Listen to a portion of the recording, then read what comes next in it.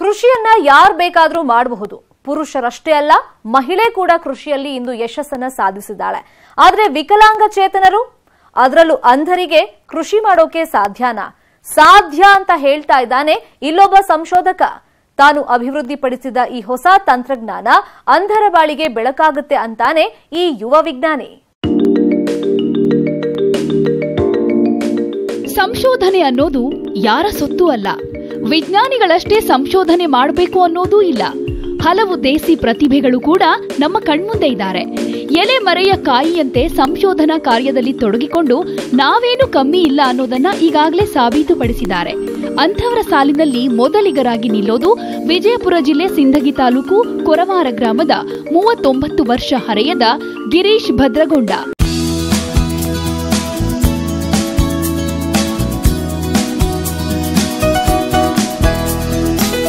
ಗಿರೀಶ್ ಓದಿದ್ದು ಕೇವಲ 10ನೇ ತರಗತಿ. ಕಿತ್ತು ತಿನ್ನೋ ಬಡತನದಿಂದಾಗಿ ಎಂಜಿನಿಯರಿಂಗ್ ಮಾಡಬೇಕು ಅನ್ನೋ ಕನಸಾಗೆ ಉಳಿತು. ಆದ್ರೇನಂತೆ ಬಾಲ್ಯದಿಂದಲೇ ತಲೆಗೆ ಹತ್ತಿದ್ದ ವಿಜ್ಞಾನ, ತಂತ್ರಜ್ಞಾನ, ಸಂಶೋಧನೆ, ಪ್ರಯೋಗ ಅನ್ನೋ ಹುಚ್ಚು ಇಂದು ಅವರನ್ನ ದೇಸಿ ಸಂಶೋಧಕರನ್ನಾಗಿ ರೂಪಿಸಿದೆ.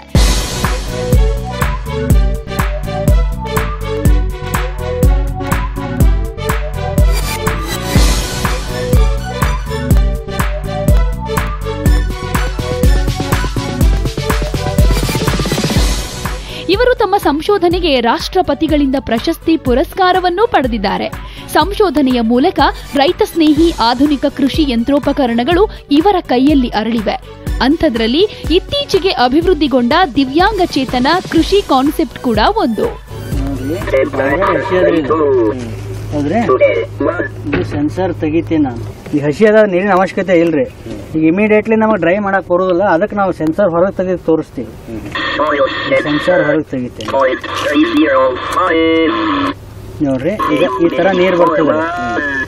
ಅದು ಪೂರ್ತಿ ಡ್ರೈ ಇದ್ದಾಗ ಹಿಂಗೆಲ್ಲ ನೀರು ಬರ್ತದ್ರಿ. ಪೂರ್ತಿ ಹಸಿ ಆಗ್ತಂದ್ರಿ ಈ ಸೆನ್ಸರ್ ರೆಕಗ್ನೈಸ್ ಮಾಡ್ಕೊಂಡು ತಾನೇ ಬಂದ್ ಮಾಡ್ಕೊಂಡ್ಬಿಡ್ತದ್ರಿ. ಈಗ ನೋಡ್ರಿ, ಈಗ ಬಂದ್ ಆತ್ರಿ.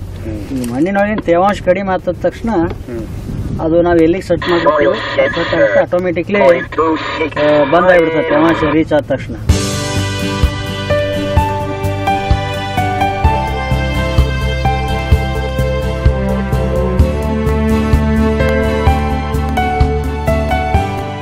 ಇದು ಇಡೀ ರೈತ ಸಮೂಹವೇ ಅಚ್ಚರಿ ಪಡುವಂತಹ ಸಂಶೋಧನೆ ಅಂದ್ರೆ ತಪ್ಪಾಗ್ಲಿಕ್ಕಿಲ್ಲ. ಈ ತಂತ್ರಜ್ಞಾನದ ಮೂಲಕ ದಿವ್ಯಾಂಗಚೇತನರು, ಅದರಲ್ಲೂ ಅಂಧರು, ಯಾವುದೇ ಅಳುಕಿಲ್ಲದೆ ಕೃಷಿಯಲ್ಲಿ ತೊಡಗಿಕೊಳ್ಳಬಹುದು ಅನ್ನೋದು ಯುವ ವಿಜ್ಞಾನಿ ಗಿರೀಶ್ ಭದ್ರಗೊಂಡ ಅವರ ಅಭಿಪ್ರಾಯ.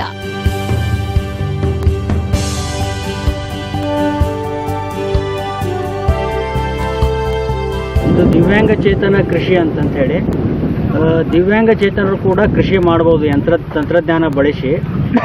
ಈಗಾಗಲೇ ಇಲ್ಲಿ ಡ್ರಿಪ್ ಅಳವಡಿಸಿದ್ದೀವಿ. ಆಮೇಲೆ ಗ್ರೇವಿಟಿ ಫೋರ್ಸ್ ಇರಿಗೇಷನ್ ಅಂದ್ರೆ ಒಂದು ಟ್ಯಾಂಕ್ ಕೂಡ ಹಾಕಿದ್ದೀವಿ.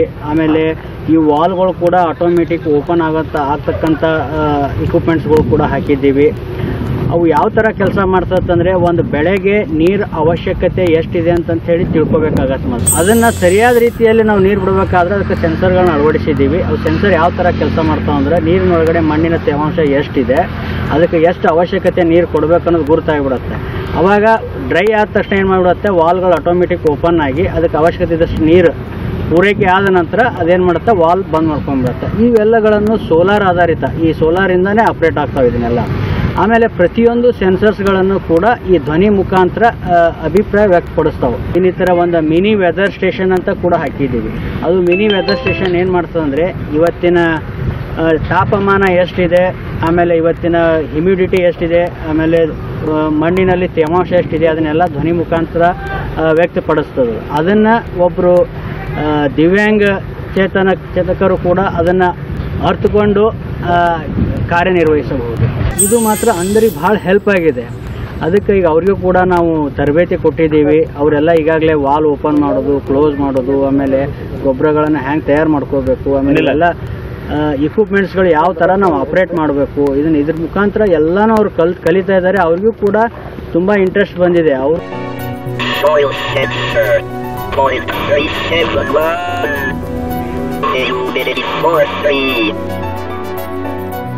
ಇವರು ಸಂಶೋಧಿಸಿರುವ ಈ ಉಪಕರಣ ಬಹುಪಯೋಗಿಯಾಗಿದೆ. ಸೆನ್ಸಾರ್ ಮೂಲಕವೇ ನೀರು ನಿರ್ವಹಣೆ ಮಾಡಬಹುದಾಗಿದ್ದು ಸಣ್ಣ ಹವಾಮಾನ ಕೇಂದ್ರವೂ ಇಲ್ಲಿದೆ. ಸೆನ್ಸಾರ್ ಆಧಾರಿತ ಈ ಸಾಧನವನ್ನ ನೆಲದಲ್ಲಿ ಚುಚ್ಚಿದ್ರೆ ಸಾಕು, ನೀರಿನಲ್ಲಿರುವ ಲವಣಾಂಶ, ರಸಸಾರ ಜೊತೆಗೆ ಮಣ್ಣಿನಲ್ಲಿರುವ ತೇವಾಂಶವನ್ನ ಧ್ವನಿಯ ಮುಖಾಂತರ ವ್ಯಕ್ತಪಡಿಸುತ್ತೆ.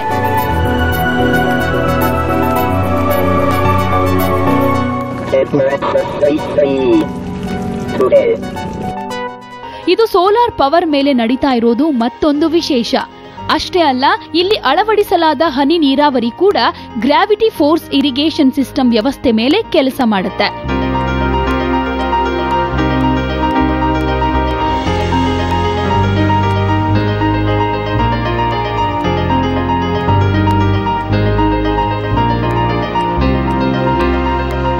ಅಂದಹಾಗೆ ಈ ಮಾದರಿ ತೋಟ ಇರೋದು ಬಸವನಾಡು ವಿಜಯಪುರ ಜಿಲ್ಲೆ ಕಗ್ಗೋಡಿನ ಪ್ರತಿಷ್ಠಿತ ಶ್ರೀ ಸಿದ್ದೇಶ್ವರ ಸಂಸ್ಥೆಗೆ ಸೇರಿದ ಗೋ ರಕ್ಷಾ ಕೇಂದ್ರದ ಆವರಣದಲ್ಲಿ. ಇಂದು ಈ ಸಂಸ್ಥೆ ಜನಾಕರ್ಷಣೀಯ ಕೇಂದ್ರವಾಗಿದೆ.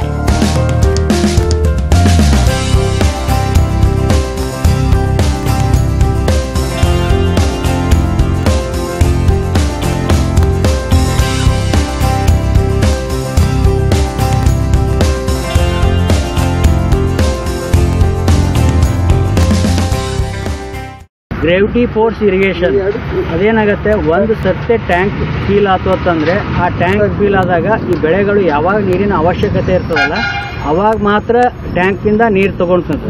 ಅದಕ್ಕೆ ಅವಶ್ಯ ಇದ್ದಾಗ ತಾನೇ ಆನ್ ಮಾಡ್ಕೊಂಡ್ಬಿಡುತ್ತೆ. ಇದು ಧ್ವನಿ ಮುಖಾಂತರ ಬೆಳೆಗೆ ನೀರು ಬೇಕೋ ಬೇಡವೋ ಅನ್ನೋದು ಕೂಡ ಧ್ವನಿ ಮುಖಾಂತರ ಗುರ್ತಾಗತ್ತೆ. ಆಮೇಲೆ ನೀರಿನಲ್ಲಿರ್ತಕ್ಕಂಥ pH ಕೂಡ ಗುರ್ತಾಗತ್ತೆ. ನೀರಿನಲ್ಲಿ pH ಹೆಚ್ಚು ಕಡಿಮೆ ಆದಾಗ ಏನಾಗತ್ತಪ್ಪ ಅಂತಂದರೆ ಬೆಳೆ ಸರಿಯಾಗಿ ಈಡು ಬರೋದಿಲ್ಲ. ಅದು pH ಹೇಳ್ತದೆ. pH ಯಾವ ಥರ ಬ್ಯಾಲೆನ್ಸ್ ಮಾಡಬೇಕು. ಈ ವೈಜ್ಞಾನಿಕ ರೀತಿಯ ತರಬೇತಿ అందರಿಗೂ ಕೂಡ ವೈಜ್ಞಾನಿಕ ತರಬೇತಿ ಕೊಟ್ಟು ಕೃಷಿಯಲ್ಲಿ ಅವರು ಕೂಡ ಮುಂದೆ ಬಂದರೆ ಇನ್ನು ಮುಂದಿನ ಜನಗಳಲ್ಲಿ ಯುವಕರು ಮತ್ತು ಇವರು ಮಾಡ್ತಾರತ್ತಂದರೆ ನಾವ್ಯಾಕೆ ಮಾಡಬಾರ್ದು ಕೃಷಿ ಎಂಬುದನ್ನು ಒಂದು ಅವೇರ್ನೆಸ್ ಕೊಟ್ಟಂಗೆ ಆಗುತ್ತೆ ಜನರಲ್ಲಿ.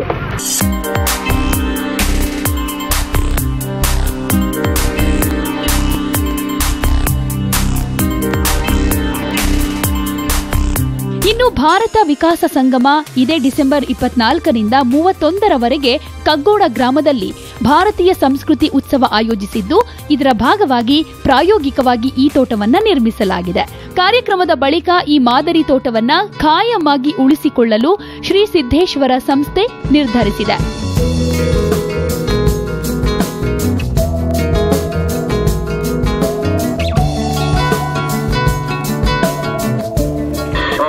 ಸೆನ್ಸಾರ್ ಹೊರಗೆ ತೆಗಿತೀವಿ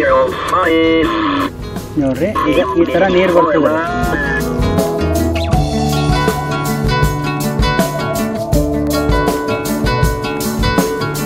ಒಟ್ನಲ್ಲಿ ದಿವ್ಯಾಂಗ ಚೇತನರ ಬಾಳಿಗೆ ಬೆಳಕಾಗಬಲ್ಲ ಈ ತಂತ್ರಜ್ಞಾನವನ್ನ ಅಭಿವೃದ್ಧಿಪಡಿಸಿದ ಯುವ ವಿಜ್ಞಾನಿ, ದೇಸಿ ಪ್ರತಿಭೆ ಗಿರೀಶ್ ಭದ್ರಗೊಂಡ ಅವರಿಗೆ ಹ್ಯಾಟ್ಸ್ ಆಫ್ ಹೇಳಲೇಬೇಕು.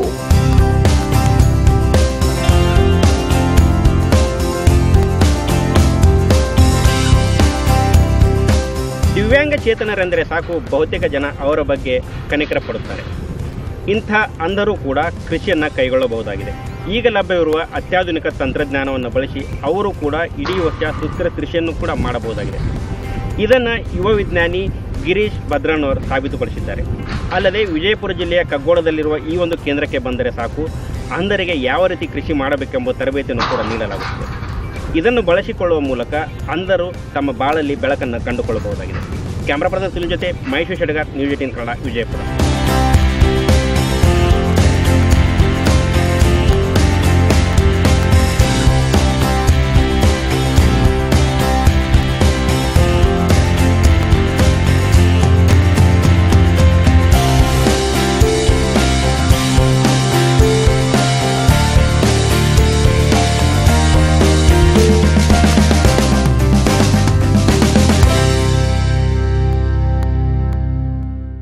ಈಗ ಏನಿದ್ರು ಹಿಂಗಾರು ಬೆಳೆಗಳ ಕಾಲ, ಹೇಳಿ ಕೇಳಿ ಬರ ಬೇರೆ. ಇಂಥ ಬರದಲ್ಲಿಯೂ ಅಲ್ಪ ಸ್ವಲ್ಪ ನೀರಾವರಿ ಮತ್ತು ಒಣ ಬೇಸಾಯದಲ್ಲಿ ರೈತರು ಕಡಲೆಯನ್ನ ಬೆಳೆದಿದ್ದಾರೆ. ಆದರೆ ಕೆಲವು ಭಾಗಗಳಲ್ಲಿ ಕಡಲೆಗೆ ಅತಿಯಾಗಿ ಕಾಯಿ ಕೊರಕದ ಬಾಧೆ ಕಾಣಿಸಿಕೊಂಡಿದ್ದು ಕೈಗೆ ಬಂದ ತುತ್ತು ಬಾಯಿಗೆ ಬರದಂತಾಗಿದೆ.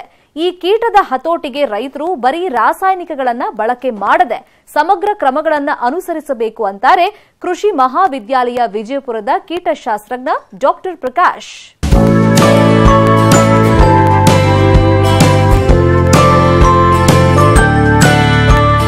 ಕಡಲೆ ಹಿಂಗಾರು ಹಂಗಾಮಿನಲ್ಲಿ ಬೆಳೆಯಲಾಗುವ ಬಹುಮುಖ್ಯ ದ್ವಿದಳ ಧಾನ್ಯದ ಬೆಳೆ.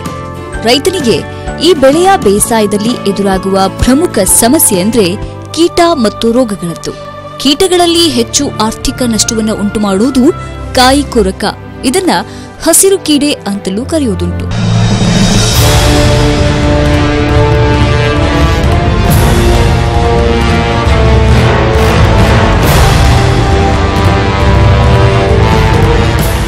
ಈ ಕಾಯಿ ಕೊರಕ ಬಹುಬೆಳೆ ಭಕ್ಷಕವಾಗಿದ್ದು ಸುಮಾರು 182 ಬೆಳೆಗಳ ಮೇಲೆ ಕಾಣಿಸಿಕೊಂಡು ಹಾನಿ ಮಾಡುತ್ತೆ ಅನ್ನೋದು ಸಂಶೋಧನೆಯಿಂದ ತಿಳಿದು ಬಂದಿದೆ.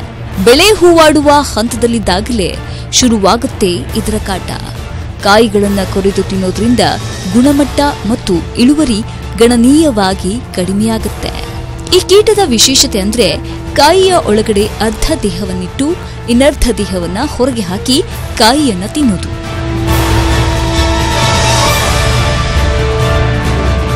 ಇಲ್ಲಿ ಒಂದು ಹಸಿರು ಕೀಡೆ ಅಥವಾ ಹೆಲಿಕೋವರ್ಪ ಆರ್ಮಿಜರ ಅಂತ ಹೇಳ್ತೀವಲ್ಲ, ಇದು ಮುಖ್ಯವಾಗಿ ಒಂದು ಹಾನಿ ಮಾಡ್ತಕ್ಕಂಥ ಹಂದ ಅದರ ಮರಿಹುಳು ಅಥವಾ ಕೀಡಿ ಅಂತಂದು ಹೇಳ್ತೀವಿ ನಾವು.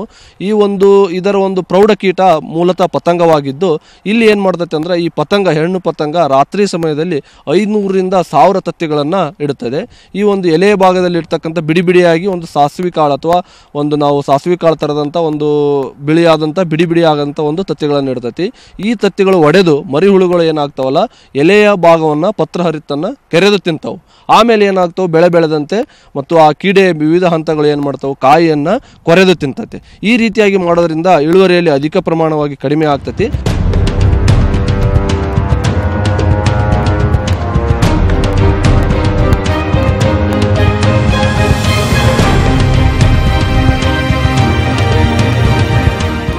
ಇನ್ನು ಇದರ ಹತೋಟಿಗೆ ರೈತರು ಅತಿಯಾದ ಕೀಟನಾಶಕ ಬಳಸುವುದನ್ನು ನೋಡ್ತೀವಿ.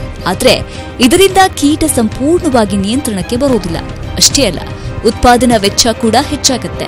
ಆದ್ರಿಂದ ರೈತರು ಆದಷ್ಟು ರಾಸಾಯನಿಕ ಸಿಂಪರಣೆಗೆ ಕಡಿವಾಣ ಹಾಕಿ ಸಮಗ್ರ ಕ್ರಮಗಳನ್ನು ಅಳವಡಿಸಿಕೊಳ್ಳುವುದು ಹೆಚ್ಚು ಸೂಕ್ತ ಅಂತಾರೆ ಕೀಟಶಾಸ್ತ್ರಜ್ಞರು. ಮೊದಲನೇದಾಗಿ ಯಾವ ರೀತಿ ನಿರ್ವಹಣೆ ಮಾಡಬೇಕಂದ್ರೆ ಮೊದಲನೇ ಒಂದು ಅಂಶ ಏನಪ್ಪ ಅಂದರೆ ಈ ಒಂದು ಬಿತ್ತುವಕ್ಕಿಂತ ಮೊದಲು ಭೂಮಿಯನ್ನು ಮಾಗಿ ಉಳುಮೆ ಅಂತ ಹೇಳ್ತೀವಿ ನಾವು, ಅಥವಾ ಬೇಸಿಗೆ ಉಳುಮೆ ಅಂತ ಹೇಳ್ತೀವಿ. ಈ ರೀತಿ ಮಾಗಿ ಉಳುಮೆ ಮಾಡೋದ್ರಿಂದ ಏನಾಗ್ತವೆ ಈ ಕೀಟದ ವಿವಿಧ ಹಂತಗಳಾದ ತತ್ತಿಗಳಿರ್ಬೋದು ಅಥವಾ ಕೋಶಗಳಿರ್ಬೋದು ಏನಾಗ್ತಾವೆ ಅಂದರೆ ವಿವಿಧ ಪಕ್ಷಿಗಳಿಗೆ ಮತ್ತು ಬೇರೆ ಬೇರೆ ಒಂದು ಹಕ್ಕಿಗಳಿಗೆ ಏನಾಗ್ತಾವೆ ಇವು ಆಹಾರವಾಗಿ ಹೋಗ್ತಾವೆ. ಇದರಿಂದ ಏನಾಗ್ತೈತಿ ಒಂದು ಕೀಟದ ನಿರ್ವಹಣೆ ಆಗ್ತೈತಿ. ಎರಡನೇದಾಗಿ ಸರಿಯಾದ ಸಮಯಕ್ಕೆ, ಮಳೆ ಆದ ತಕ್ಷಣ ಸರಿಯಾದ ಸಮಯಕ್ಕೆ ಬಿತ್ತನೆ ಮಾಡಬೇಕು. ಮೂರನೇದಾಗಿ ಏನಪ್ಪ ಅಂದರೆ ಬದುಗಳನ್ನು ಸ್ವಚ್ಛವಾಗಿಡಬೇಕು. ಇದು ಮುಖ್ಯವಾದಂಥ ಪಾಯಿಂಟು. ಬೇರೆ ಬೇರೆ ಗಿಡಗಳ ಮೇಲೆ ಬದುಕೋದರಿಂದ ಆಶ್ರಯಗಳನ್ನೆಲ್ಲ ಕಿತ್ತನಾಶ ಮಾಡಬೇಕು, ಬದುವನ್ನು ಸ್ವಚ್ಛವಾಗಿಡಬೇಕು. ನೆಕ್ಸ್ಟ್ ನಾಲ್ಕನೇ ಒಂದು ಹಂತ ಯಾವ ರೀತಿ ಮಾಡಬೇಕಂದ್ರೆ ಇಲ್ಲಿ ಒಂದು ಬೆಳೆಯಲ್ಲಿ ನಾವು ಒಂದು ಲಿಂಗಾಕರ್ಷಕ ಬಲೆಗಳು ಅಥವಾ ಮೋಹಕ ಬಲೆಗಳು ಅಂತಂದು ಹೇಳ್ತೀವಿ. ಈ ಬಲೆಗಳನ್ನು ಅಳವಡಿಸೋದ್ರಿಂದ ಏನಾಗ್ತೈತಿ ಹೆಣ್ಣು ಪತಂಗಗಳು ಮತ್ತು ಗಂಡು ಪತಂಗಗಳಿಗೆ ನಾವು ಅವುಗಳನ್ನು ಏನು ಮಾಡ್ತೇವೆ ಅಟ್ರಾಕ್ಟ್ ಮಾಡ್ತೇವೆ, ಆಕರ್ಷಣೆ ಮಾಡಿ ಆ ಒಂದು ಮೋಹಕ ಬಲೆಗಳಲ್ಲಿ ಬೀಳ್ತಾವೆ. ಇದರಿಂದ ಏನಾಗ್ತವೆ ಎಷ್ಟು ಒಂದು ದಿನದಲ್ಲಿ ಅಥವಾ 2 ದಿನದಲ್ಲಿ ಎಷ್ಟು ಒಂದು ಪ್ರೌಢ ಕೀಟಗಳು ಬಂದು ಆ ಬಲೆಯಲ್ಲಿ ಬೀಳ್ತಾವೆ ಅದ್ರ ಮೇಲೆ ಏನು ಮಾಡಬೇಕಂದ್ರೆ ನಾವು ಅಸೆಸ್ ಮಾಡಬೇಕು. ಅಂದರೆ ನಾವು ನಿರ್ಧಾರ ಮಾಡಬೇಕು ಎಷ್ಟು ಒಂದು ಆ ಕೀಟದ ಹಾವಳಿ ಬಾಧೆ ಇದೆ, ಆ ಬಾಧೆಗೆ ಅನುಗುಣವಾಗಿ ನಾವು ಅದನ್ನು ಯಾವ ಬಾಧೆ ಇದೆ, ಎಷ್ಟು ಹಂತದಲ್ಲಿದೆ, ಅದನ್ನು ಯಾವ ರೀತಿ ನಿರ್ವಹಣೆ ಮಾಡಬೇಕು ಅನ್ನೋದು. ಮತ್ತು ಬಿತ್ತುವ ಸಮಯದಲ್ಲಿ ಬರೀ ಕಡಲೆಯನ್ನು ಬಿತ್ತದೆ, ಮಿಶ್ರ ಬೆಳೆಗಳಾದ ಈ ಅಗಸಿ ಇರ್ಬೋದು, ಗೋಧಿ ಇರ್ಬೋದು, ಜೋಳ ಇರ್ಬೋದು, ಈ ರೀತಿ ಬಿತ್ತೋದ್ರಿಂದ ಏನಾಗುತ್ತೆ ಈ ಕೀಟದ ಒಂದು ಬಾಧೆಯನ್ನು ಕಡಿಮೆ ಮಾಡ್ಬೋದು. ಈ ಕೀಡೆಗೆ ಮುಖ್ಯವಾಗಿ ಒಂದು ರಾಸಾಯನಿಕಗಳನ್ನು ರೈತರಿಗೆ ನಾವು ಯಾವ ಒಂದು ಸಲಹೆಗಳನ್ನು ನೀಡ್ತೀವಿ ಅಂದ್ರೆ ಮೊದಲನೇದಾಗಿ ಕ್ಲೋರೋನೆಟ್ರಿನೋಪ್ರೋಲ್ ಅಂತ ಹೇಳ್ತೀವಿ. ಇದನ್ನು 1 ಲೀಟರ್ ನೀರಿಗೆ ಪ್ರತಿ 1 ಲೀಟರ್ ನೀರಿಗೆ 2.2 ml ಪ್ರತಿ ಲೀಟರ್ ನೀರಿಗೆ ಹಾಕಿ ಸಿಂಪಡಣೆ ಮಾಡಬೇಕು. ಅಂದರೆ 10 ಲೀಟರ್ ನೀರಿಗೆ 2 ml. ಇನ್ನೂ ಒಂದು ಔಷಧ ಅಂದರೆ ಇಮಾಮೆಕ್ಟಿನ್ ಬೆಂಜೋಯೇಟ್ ಅಂತಂದು ಹೇಳ್ತೀವಿ, ಪ್ರೋಕ್ಲೇಮ್ ಅಂತಂದು ಹೇಳ್ತಾರೆ. ಇದನ್ನು ಕೂಡ 0.2 ಗ್ರಾಮ್ ಪ್ರತಿ ಲೀಟರ್ ನೀರಿಗೆ ಅಂದರೆ 10 ಲೀಟರ್ ನೀರಿಗೆ 2 ಗ್ರಾಮನ್ನು ಹಾಕಿ ಸಿಂಪಡಣೆ ಮಾಡಬೇಕು. ಅಥವಾ ತತ್ತಿಗಳನ್ನು ನಿರ್ವಹಣೆ ಮಾಡಬೇಕಂದ್ರೆ ಮುಖ್ಯವಾಗಿ ಮಿಥೋಮಿಲ್ ಅಂತಂದು ಹೇಳಿ ಬರ್ತೈತಿ. ಅದನ್ನು ಮಿಥೋಮಿಲ್ನ 1 ಗ್ರಾಮ್ ಪ್ರತಿ ಲೀಟರ್ ನೀರಿಗೆ ಮತ್ತು ಪ್ರೊಫೆನೋಫಾಸನ್ನು 2 ml ಪ್ರತಿ ಲೀಟರ್ ನೀರಿಗೆ ಹಾಕಿ ಸಿಂಪಡಣೆ ಮಾಡೋದರಿಂದ ತತ್ತಿ ಮತ್ತು ಕೀಟಗಳನ್ನು ನಿರ್ವಹಣೆ ಮಾಡಿ ರೈತರು ಈ ರೀತಿ ಎಲ್ಲ ಒಂದು ಹಂತಗಳನ್ನು ಉಪಯೋಗಿಸಿಕೊಂಡು ಸಮಗ್ರವಾಗಿ ನಿರ್ವಹಣೆ ಮಾಡಬಹುದು.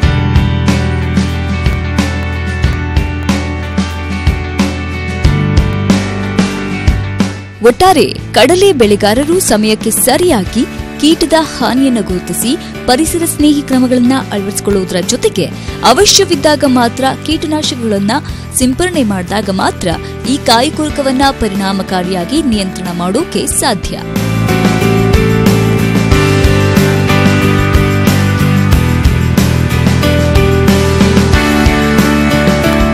ಹಸಿರು ಕೀಡೆ ಏನಿದೆ ಇದನ್ನು ಕಡಲೆ ಮೇಲೆ ಕಾಣಿಸಿಕೊಳ್ಳುತ್ತೆ. ಈ ಒಂದು ಹಿಂಗಾರು ಸಂದರ್ಭದಲ್ಲಿ ಈ ಒಂದು ಕೀಡೆಯನ್ನು ಸಂಪೂರ್ಣವಾಗಿ ನಿಯಂತ್ರಣ ಮಾಡೋಕ್ಕೆ ಸಾಧ್ಯ ಇಲ್ಲ.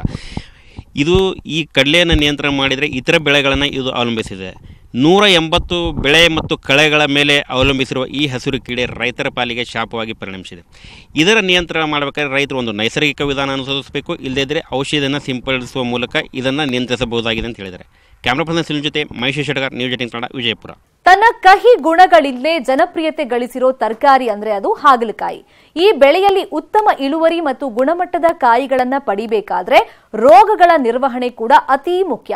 ಕೇದಿಗೆ ಮತ್ತು ಬೂದಿ ರೋಗ ಈ ಬೆಳೆಗೆ ದೊಡ್ಡ ಸಮಸ್ಯೆಯಾಗಿ ಕಾಡ್ತಾ ಇದ್ದು, ಇವುಗಳನ್ನ ನಿಯಂತ್ರಣದಲ್ಲಿ ಇಡದೆ ಹೋದ್ರೆ ನಷ್ಟ ಗ್ಯಾರಂಟಿ.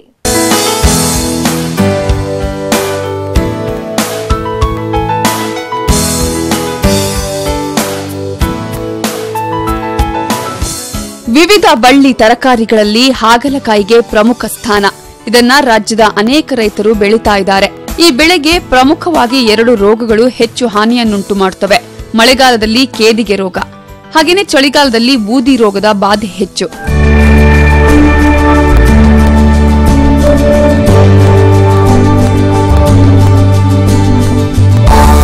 ಕೇದಿಗೆ ರೋಗದ ಲಕ್ಷಣಗಳಂದ್ರೆ ಎಲೆಯ ಮೇಲ್ಭಾಗದಲ್ಲಿ ಹಳದಿ ಮಚ್ಚೆಗಳಿದ್ದು ಹಿಂಭಾಗದಲ್ಲಿ ಶಿಲೀಂಧ್ರದ ಬೆಳವಣಿಗೆಯನ್ನ ಕಾಣಬಹುದು. ಇದನ್ನು ಡೌನಿ ಗ್ರೋತ್ ಅಂತ ಹೇಳಲಾಗುತ್ತೆ. ಈ ಲಕ್ಷಣಗಳನ್ನ ಸಾಮಾನ್ಯವಾಗಿ ಬೆಳಗಿನ ಜಾವದಲ್ಲಿ ನೋಡ್ತೀವಿ. ತುಂತುರು ಮಳೆ ಬರುವ ಸಮಯದಲ್ಲಿ ಆರ್ದ್ರತೆ 70% 80% ಶಿಲೀಂಧ್ರದ ಬೆಳವಣಿಗೆ ಹೆಚ್ಚಾಗಿ ರೋಗ ತೀವ್ರವಾಗುತ್ತದೆ.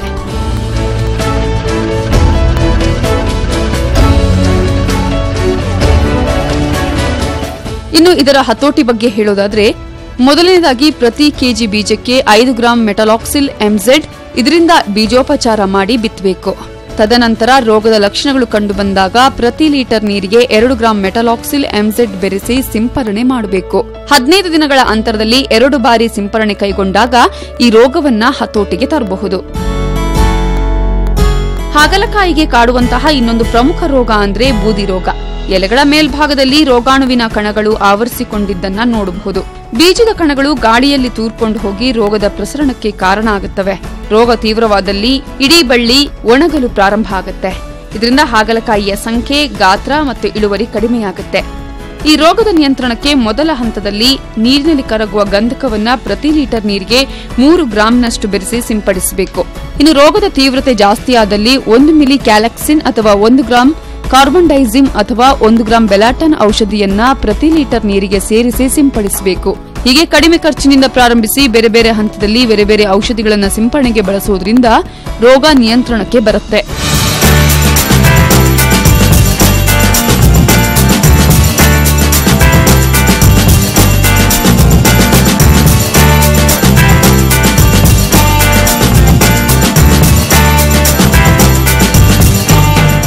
ಒಟ್ಟಾರೆ ಹಾಗಲಕಾಯಿ ಬೆಳೆಯುವಂತಹ ರೈತರು ಸಕಾಲದಲ್ಲಿ ಈ 2 ರೋಗಗಳನ್ನು ಗುರುತಿಸಿ ಸೂಕ್ತ ನಿಯಂತ್ರಣ ಕ್ರಮಗಳನ್ನು ಕೈಗೊಳ್ಳುವುದರಿಂದ ಗುಣಮಟ್ಟದ ಜೊತೆಗೆ ಅಧಿಕ ಇಳುವರಿ ಪಡೆದು ಉತ್ತಮ ಆದಾಯ ಗಳಿಸಬಹುದು.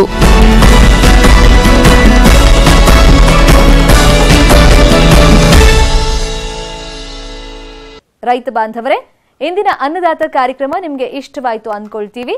ಮತ್ತಷ್ಟು ಮಾಹಿತಿಗಳೊಂದಿಗೆ ನಾಳಿನ ಅನ್ನದಾತ ಕಾರ್ಯಕ್ರಮದಲ್ಲಿ ಭೇಟಿಯಾಗೋಣ.